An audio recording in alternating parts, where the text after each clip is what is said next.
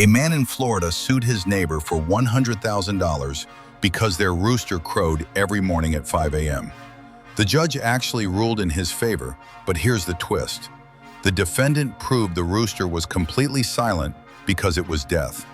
Turns out the sound was coming from the plaintiff's own alarm clock that he set to rooster sounds and forgot about.